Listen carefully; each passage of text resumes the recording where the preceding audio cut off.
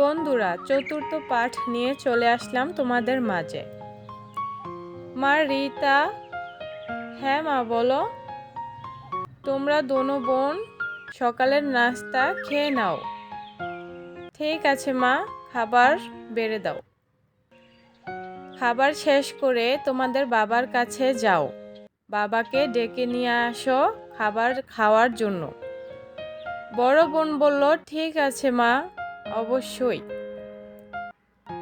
তারপরে তারা দুই বোন মাঠের দিকে দৌড়ে দৌড়ে ছুটল বাবাকে বাসায় নিয়ে আসতে।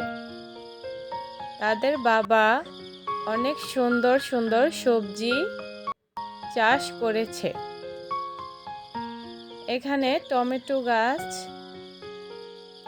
নানা রকমের ফলের গাছ, বেগুন গাছ, পাতাকপি, পেঁয়াজ সব কিছু তাদের বাবা চাষ করেছে। বড় বোন তার বাবার সঙ্গে কথা বলতে লাগলো। ছোট বোন হাঁটতে হাঁটতে এদিকে আসলো।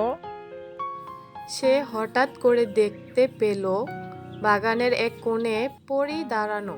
সে মনে মনে ভাবলো, আমি কি বাস্তবেই পরী দেখতে পেলাম? সে লক্ষ্য করে দেখলো তার বোন এবং তার বাবা কেউই দেখলো না।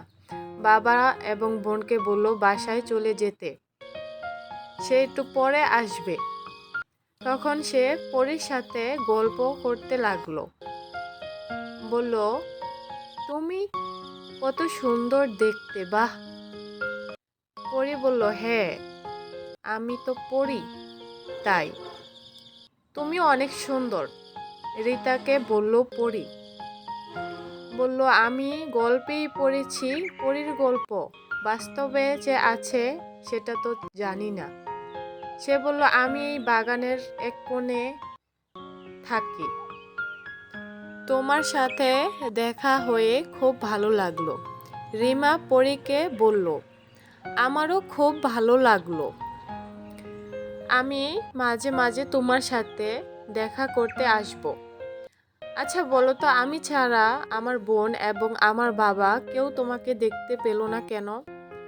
পরী বলল, আমি ওদেরকে দেখা দেইনি, এই কারণে তোমার বড় বোন এবং তোমার বাবা দেখতে পায়নি। সে বলল, তাই নাকি? রিমা পরীকে বলল, তুমি কি আমার বন্ধু হবে?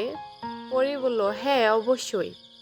রিমা বলল, ঠিক আছে, আমি এখন ফিরে যাব বাসায়, না হলে বাবা মা বোন দাদু চিন্তিত থাকবে তারা।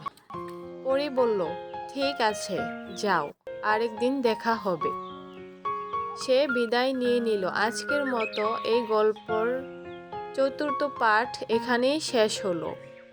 5 নাম্বার পাঠ দেখতে অবশ্যই চোখ রাখো কার্টুন টিভিতে।